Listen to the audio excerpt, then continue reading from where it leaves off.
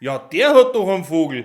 Howdy, der Vogelmeier ist. Schön, dass du wieder zuschaust. Wieder einmal aus der Kategorie der gesungene bayerische Witz. Auf geht's, packen wir's.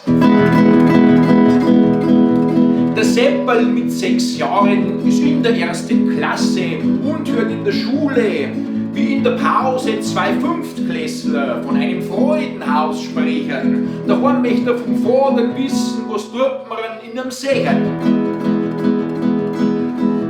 Da fangen sie erklären an, weil er kann nicht mehr aus. Naja, mein lieber Seppel, so ein Freudenhaus ist ein Haus, in dem man sich Freude kaufen kann. Ach so, sagt der Seppel und nimmt die Antwort dankend an. Am nächsten Tag, nachdem die Schule ausmacht, der Seppel gleich einen Abstecher ins nächste Freudenhaus. Er läutet an der Tür, eine Dame kommt gelaufen. Der Seppel sagt, grüß dich, kann ich mir bei euch ein bisschen Freude kaufen? Die Dame fragt, was, eine Freude möchtest du hier herin? Wart, da rede ich lieber schnell mit der Kollegin. Die Dame kehrt zurück ins Haus und bespricht ganz schnell mit der Kollegin, was in diesem Fall die beste Lösung sei.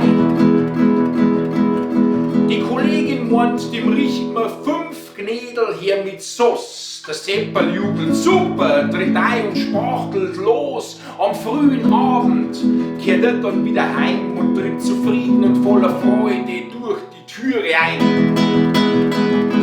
Der Vater schreit, Seppel, du warst den ganzen Tag.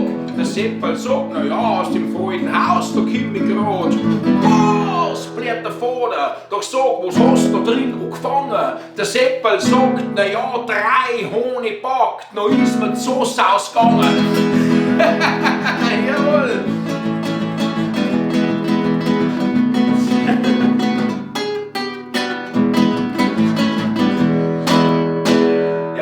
Haut's mir in die Kommentare ein paar Witze rein, vielleicht seht ihr einen Witz dann schon im nächsten Video. Ich darf mich freuen, der Vogelmeier war's. Hauwe Dere! Ja, der hat doch einen Vogel.